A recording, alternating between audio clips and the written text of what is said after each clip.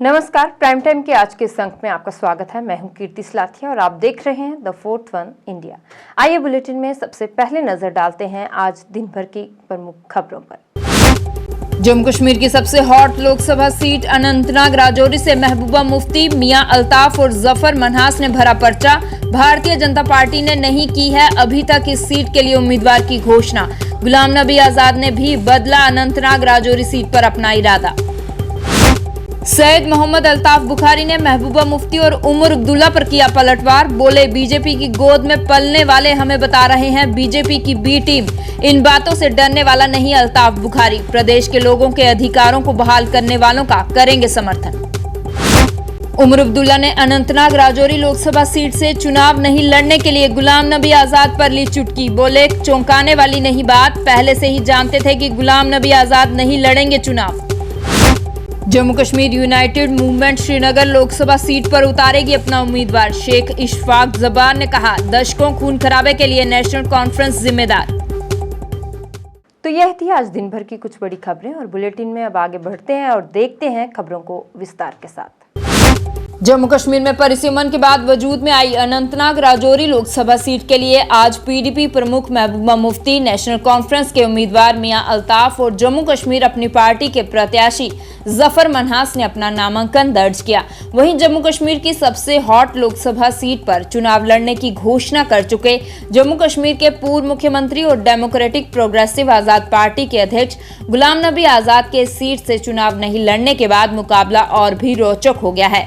इस सीट पर कांग्रेस और नेशनल कॉन्फ्रेंस के बीच हुए गठबंधन के उम्मीदवार मियां अल्ताफ और जम्मू कश्मीर की पूर्व मुख्यमंत्री और पीडीपी प्रमुख महबूबा मुफ्ती के बीच कड़ा मुकाबला होने का संकेत है। वहीं अनंतनाग राजौरी लोकसभा सीट पर भाजपा ने अपने उम्मीदवार की अभी तक घोषणा नहीं की है और न ही किसी को अपना समर्थन देने का ऐलान किया है। भाजपा की सीट पर खामोशी भी प्रदेश में नए राजनीतिक समीकरण की ओर इशारा कर रहे हैं। अनंतनाग राजौरी लोकसभा सीट से आज कांग्रेस और नेशनल कॉन्फ्रेंस के बीच हुए गठबंधन के उम्मीदवार मियां अल्ताफ ने अनंतनाग में returning officer doctor Syed Fakhruddin Hamid के समक्ष अपना नामांकन दाखिल किया। इस अवसर पर पार्टी उपाध्यक्ष उमर अब्दुल्ला, कांग्रेस के वरिष्ठ नेता जीए मीर और अन्य वरिष्ठ नेता मौजूद रहे। पत्रकारों से बात करते हुए उमर अब्दुल्ला ने कहा कि अनंतनाग राजौरी सीट के लिए नेका उम्मीदवार मियां अल्ताफ अहमद ने अपना नामांकन दाखिल किया है और वे इंडिया गठबंधन के सभी दलों का प्रतिनिधित्व करेंगे। उमर ने कहा कि उन्हें उम्मीद है कि मियां अल्ताफ ये चुनाव जीतेंगे। गुलाम नबी आजाद के इस लोकसभा सीट से चुनाव नहीं लड़ने के सवाल के जवाब में उमर अब्दुल्ला ने कहा कि ये चौंकाने वाली बात नहीं है, वह पहले से ही जानते थे कि गुलाम नबी आजाद चुनाव नहीं लड़ेंगे। उमर अब्दुल्ला ने कहा कि उन्होंने अपनी पार्टी से एक उम्मीदवार खड़ा किया है, लेकिन देखते हैं कि क्या लोग उनकी पार्टी को कितना समर्थन करते हैं। आपको बता दें कि डीपीएपी प्रमुख गुलाम नबी आजाद ने इस सीट से चुनाव न लड़ने की घोषणा कर सबको चौंका दिया।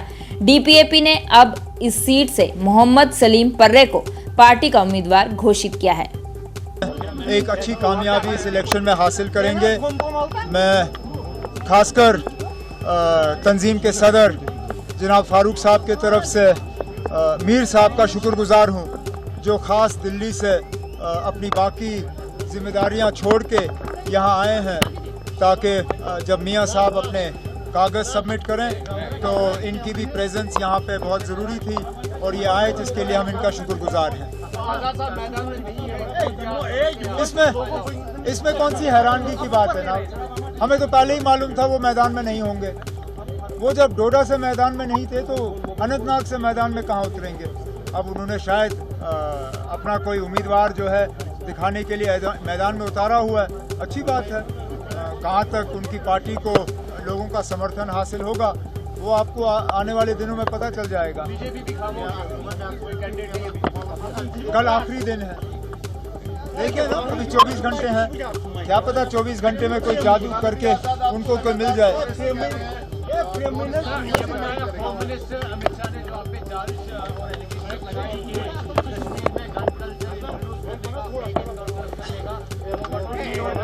लेकिन अब जहाँ तक होम मिनिस्टर साहब का ये बयान है, गन कल्चर कहाँ से आया वो हम सब अच्छी तरह से जानते हैं। इस गन कल्चर का जितना नेशनल कॉन्फ्रेंस शिकार रही है और कोई जमात नहीं रही है। 4,000 से ज़्यादा नेशनल कॉन्फ्रेंस के सीनियर वर्कर, नेशनल कॉन्फ्रेंस के अहदेदार, नेशनल कॉन्फ्रेंस के एक्स लेजिस्लेटर जो हैं इस बंदूक के शिकार हुए। अगर होम मिनिस्टर साहब को इनकी कुर्बानी नज़र नहीं आती या होम मिनिस्टर साहब इन सब लोगों की कुर्बानियों को नज़रअंदाज करना चाहते हैं तो मैं इसमें कुछ कह नहीं सकता हूँ। अफसोस की बात है। चलिए।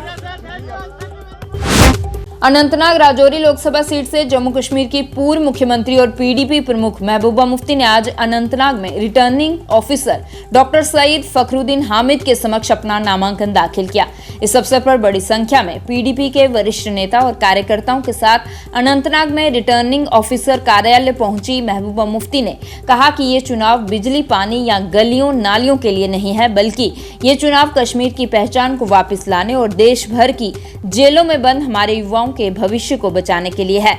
पत्रकारों से बात करते हुए महबूबा मुफ्ती ने लोगों से चुनावों का बहिष्कार न करने की अपील करते हुए कहा कि ये चुनाव भाजपा द्वारा जम्मू कश्मीर की गरिमा, पहचान और संसाधनों पर किए गए हमले का जवाब देने के लिए हैं। उन्होंने कहा कि जनता को अपने वोट की ताकत से भाजपा को जवाब देना है। यहाँ पे हमारे नौजवानों की नौकरियों पे जो हमला हो रहे हैं उसके खिलाफ खड़े होने का वक्त आ गया है। ये पीडीपी, एनसी या किसी और जमात की बात नहीं है। इस वक्त मसला ये है जिसको एक खुली जेल में तब्दील किया गया है। हमारे शुरू से हमारी जमीन, हमारे असासे, हमारे पावर प्रोजेक्ट, रेतबाजी से लेके लिथियम सब हमसे छीना जा रहा है। हमें बंधुआ मजदूर बनाने की कोशिश की जा रही है। यह कोशिश मुझे बना तलब मोइनो बॉन्डेड लेबर। हम जम्मू कश्मीर को बंधुआ मजदूर जम्मू कश्मीर तलब मोहनी बनून की ये जमीन ये नौकरी शिनाख्त पहचान पर हमले करने की। इसके लिए मैं पूरे जम्मू कश्मीर के लोगों को गुजारिश करूंगी, बाइकआउट नहीं करना है। साउथ कश्मीर में उन्होंने कोशिश की, जो नहीं चाहते हैं वोट पड़ना चाहिए, जो चाहते हैं बाइकआउट होना चाहिए। उनकी साजिशों को नंगा करो, निकलो, वोट उसको डालो जो आपको लगे कि ये जम्मू कश्मीर के मजलूमों की। जम्मू कश्मीर अपनी पार्टी के नेता और अनंतनाग राजौरी लोकसभा सीट से उम्मीदवार जफर इकबाल खान मनहास ने भी आज ही अपना नामांकन दाखिल किया। अपने समर्थकों के साथ अनंतनाग में रिटर्निंग ऑफिसर कार्यालय पहुंचे अपनी पार्टी के उम्मीदवार जफर इकबाल खान मनहास ने returning officer doctor Syed Fakhruddin Hamid के समक्ष अपना नामांकन दाखिल किया।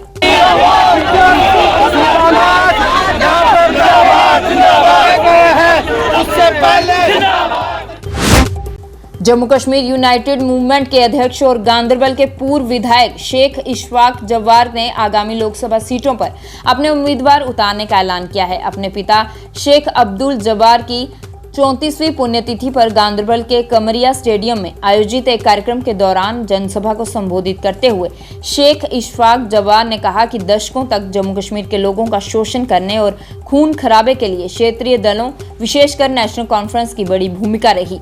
उन्होंने कहा कि अब्दुल्ला परिवार ने गांदरबल से चुने जाने के बावजूद भी यहां के लोगों की उपेक्षा की। जम्मू कश्मीर यूनाइटेड मूवमेंट के अध्यक्ष ने घोषणा करते हुए कहा कि उनकी पार्टी आगामी लोकसभा चुनाव के लिए श्रीनगर संसदीय क्षेत्र से अपने उम्मीदवार को मैदान में उतारेगी, ताकि देश भर की जेलों में कैद युवाओं और राजनीतिक नेताओं की रिहाई की दिशा में प्रयासों पर जोर दिया जा सके। जब्बार ने घोषणा की कि जम्मू कश्मीर यूनाइटेड मूवमेंट अन्य लोकसभा सीटों पर समान विचारधारा वाले उम्मीदवारों को समर्थन देगा। तो हमारा एजेंडा रहेगा तो कि आने वाले वक्त में उन लोगों को भी मुंह में पानी आए, जैसे हमारा सेंट्रल कश्मीर, जैसे आज गांदरबल में तामीर तरक्की का 2-3 सालों में दौर चाहे, तो बाकी डिस्ट्रिक्ट वाले भी कहते हैं लोगों को कि गांदरबल की तरफ देखो।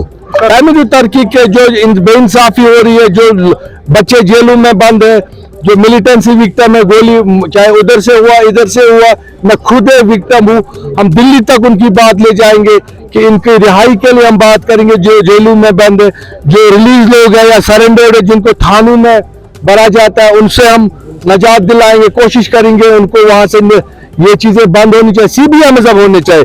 कश्मीरी को गले लगाने की बारी आई। अब तो बहुत सारा पानी बह चुका है। अब हमें सीबीएम जैसे कि गवर्नमेंट ऑफ इंडिया चाहती है कि यहाँ से अब सपा रिवोक हो जाए, वो दिन दूर नहीं होगा। इंशाल्लाह पीएसए भी रिवोक होगा। हम उसमें मेहनत करेंगे। हम जो लोग इस वक्त दूसरे कैंपों में बैठे हैं, चाहे वो सेपरेटिस्ट लोग हो या को, उनको अब बात समझनी चाहिए कि वहाँ कुछ नहीं है। हमें मेन स्ट्रीम में आना चाहिए और अपने इस जम्मू कश्मीर को बनाने के लिए, यहाँ नौजवानों को, यहाँ इनके आंसू पोंछने के लिए, उन लोगों को जो इस वक्त सताए हुए हैं इस विक्टिम, उनको अब सामने आके एक रोल करना चाहिए। आगामी लोकसभा चुनावों को लेकर आज नेशनल कॉन्फ्रेंस ने जम्मू ग्रामीण जिला इकाई के पदाधिकारियों की बैठक का आयोजन किया। नेशनल कॉन्फ्रेंस के जम्मू कार्यालय शेर कश्मीर भवन में आयोजित की गई इस बैठक में नेशनल कॉन्फ्रेंस के वरिष्ठ नेताओं ने जम्मू ग्रामीण जिला इकाई के पदाधिकारियों को आगामी लोकसभा चुनावों में गठबंधन के उम्मीदवार का समर्थन करने और चुनाव जीतने का आह्वान किया। आपको बता दें कि नेशनल कॉन्फ्रेंस और कांग्रेस के बीच लोकसभा चुनावों को लेकर गठबंधन हुआ है, जिसमें जम्मू की 2 और लद्दाख की 1 लोकसभा सीट पर नेशनल कॉन्फ्रेंस कांग्रेस के उम्मीदवारों का समर्थन करेगी, जबकि कश्मीर की 3 लोकसभा सीटों पर कांग्रेस नेशनल कॉन्फ्रेंस के उम्मीदवारों का समर्थन करेगी। हमारी स्ट्रेटजी क्या रही है इस वक्त तक, वो स्ट्रेटजी में अगर कहीं कमी पेशी है उसको दूर करेंगे आने वाले दिनों में, और आज उसी सिलसिले में मीटिंग हो रही है। और मुझे उम्मीद है कि हम आज उनको एक डायरेक्शन दे देंगे कि how to vote for alliance candidate. तो ये क्या अभी तो डोर टू डोर, मुझे एक हिस्से में तो कंपेनिंग ख़त्म हो गई कल, तो वो डोर टू डोर होगी, लेकिन दूसरे हिस्से में तो कंपेनिंग चल रही है। अभी कुछ जगहों पे जाना है, वो स्ट्रेटजी बना रहे हैं। तो क्या रिस्पांस बहुत अच्छा है, जनरल लोगों का रिस्पांस अच्छा है, और बीजेपी के कैंडिडेट लोगों को फेस नहीं कर पा रहे। तो क्या आपने वर्ड यूज़ किया कि लोग, वोटर जो है वो साइलेंट है, तो वोटर ने डंडा भी देख लिया, स्ट्रेटजीज भी देख ली। तो अब वोटर सोचता है ये जो साइलेंस होती है ये आने वाले तूफान का पेश खेमा होता है, ये इंतजार करिए। जम्मू कश्मीर अपनी पार्टी की नीतियों से प्रभावित होकर आज बड़ी संख्या में विभिन्न राजनीतिक दलों के कार्यकर्ता अपनी पार्टी में शामिल हुए। अपनी पार्टी के अध्यक्ष सैयद मोहम्मद अल्ताफ बुखारी ने पार्टी में शामिल होने वाले लोगों का गर्मजोशी से स्वागत किया।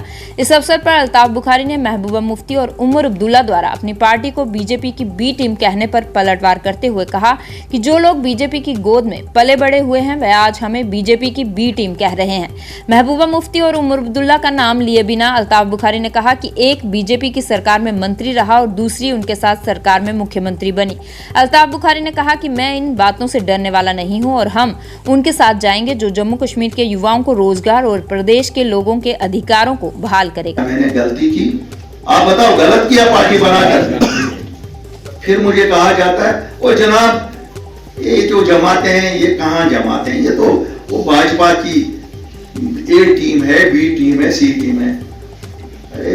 अरे मेरे बुजुर्गों, मेरे भाइयों बहनों, को वहाँ एक बहन है वो लीडर है, एक भाई है वो भी लीडर है।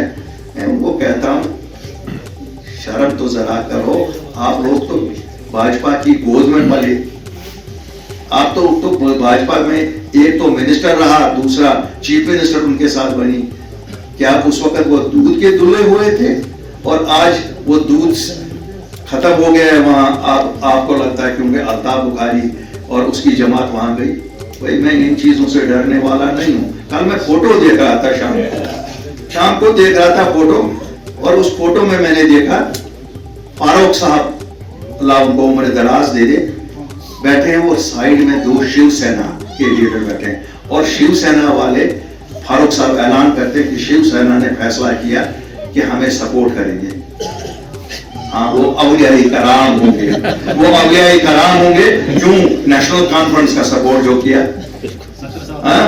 नहीं, शिवसेना अवलियाई करामों में से होंगे, क्योंकि शेख फारूक को मदद कर रहे हैं नेशनल। किसी से डरता नहीं है। कोई मुझे कहेगा कि साहब वो भाजपा है या कोई है, मैं हिंदुस्तान के वजीर आज़म के साथ हूँ और रहूंगा, हर दिन रहूंगा आपके लिए। मुझे किसी के पाँव में भी जाना पड़ेगा, मुझे आपके मसाइल हल करने हैं। इससे मुझे कोई फर्क नहीं पड़ता है कोई किसी की। अगर ऐसी बात थी, मैं उन लोगों को कहता हूँ नेशनल कॉन्फ्रेंस वालों, श्रीनगर से खुद को भागे। ये तो आप कहते थे उब्दुल्लाओं की कुर्सी है, खानदानी कुर्सी है, शहर छोड़ के क्यों भागे? आज आपको कोई वोट नहीं मिला कि आज आप यहां से भागे। क्या आपको आज किनके लिए छोड़ा इन श्रीनगर वालों को? क्यों? इनको पता थी श्रीनगर वाले कहेंगे जब हमारे बच्चे मर रहे थे तब कहां थे?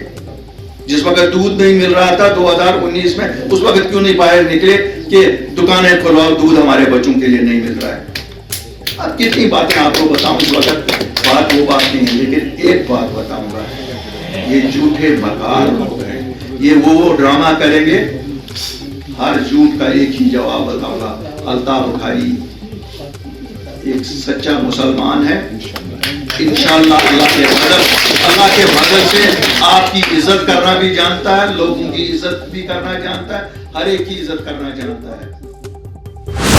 बांदीपुरा जिले के एग्रीकल्चरल सीड फार्म पर इन दिनों सब्जियों की पौध खरीदने के लिए किसान पहुंच रहे हैं। एग्रीकल्चरल सीड फार्म सुंबल के प्रभारी जावेद हुसैन मलिक ने कहा कि किसानों को इस अवसर का लाभ उठाना चाहिए, क्योंकि आगामी कृषि मौसम के लिए एग्रीकल्चरल सीड फार्म सुंबल में बढ़िया गुणवत्ता वाली विभिन्न सब्जियों की पौध तैयार है।